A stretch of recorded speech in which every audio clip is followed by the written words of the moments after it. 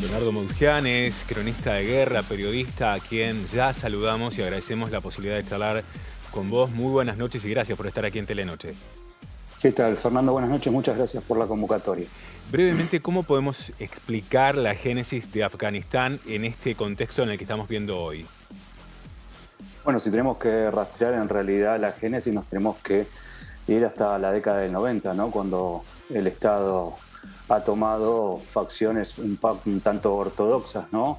Y donde los talibanes encontraron en todo el desorden de la guerra civil de Afganistán un caldo de cultivo donde querer convencer a la población de la paz y la tranquilidad. Allí fue donde ellos empezaron a gestar este nuevo orden que ellos tenían. Llegaron al poder durante 5 años, tal es así que Estados Unidos, después de los ataques del 11 de septiembre, decidió entrar en Afganistán, por supuesto con toda una facción de países también, y liberar de alguna manera, podemos decir, porque lo que quería Estados Unidos era democratizar, o por lo menos era una de las excusas, Afganistán.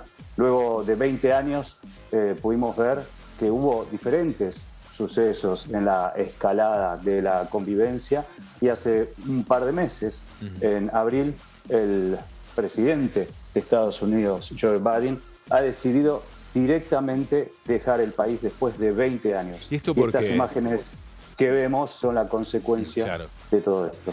Leonardo, ¿y esto por qué? ¿Por qué Estados Unidos y la OEA decide retirarse de Afganistán y generar el avance de los talibanes nuevamente?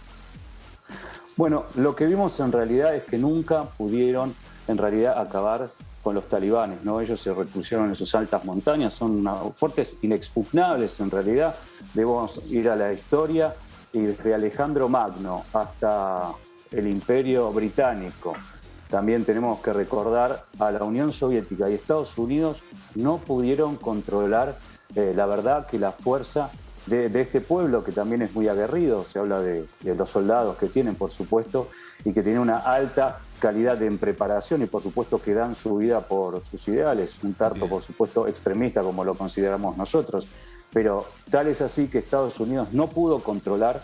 En el mayor de los momentos tuvo 400.000 soldados desplegados en Afganistán. Gastó un presupuesto de 85.000 millones de dólares durante 20 años. Obama quiso de alguna manera empezar a sacar los pies del plato, como se dice vulgarmente, desde el 2015, y veía que la retirada era casi imposible. Se le iban a dar concesiones a los talibanes y era a cambio de que no entre, por ejemplo, movimientos como Al-Qaeda. Leonardo, Obama no lo pudo hacer. Sí, y apelando a tu experiencia como cronista de guerra, que has recorrido muchos países, obviamente en conflicto, ¿a qué nos tenemos que preparar a nivel mundial? Afganistán, obviamente, su pueblo sufriendo el avance de los talibanes, pero a nivel internacional, brevemente, si nos podés de alguna manera decir a qué se debe preparar el mundo con el avance de los talibanes en Afganistán.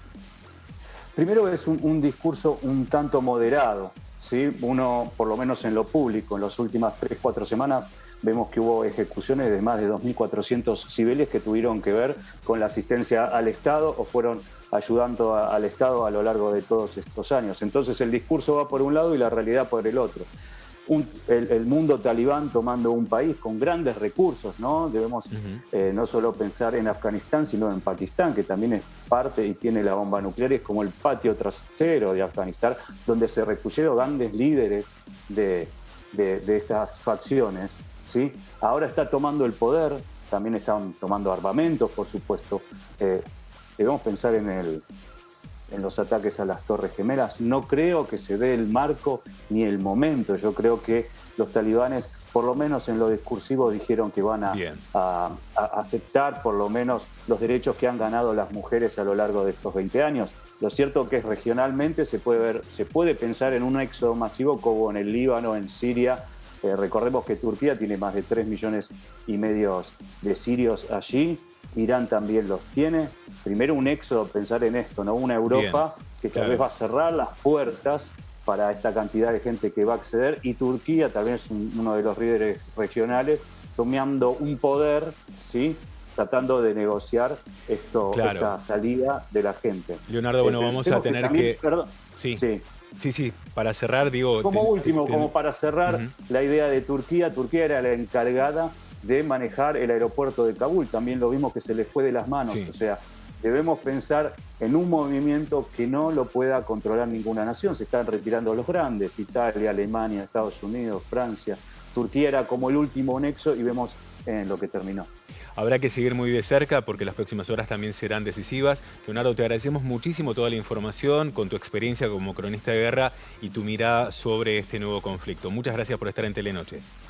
Gracias a vos, Fernando, y a la audiencia. Hasta luego.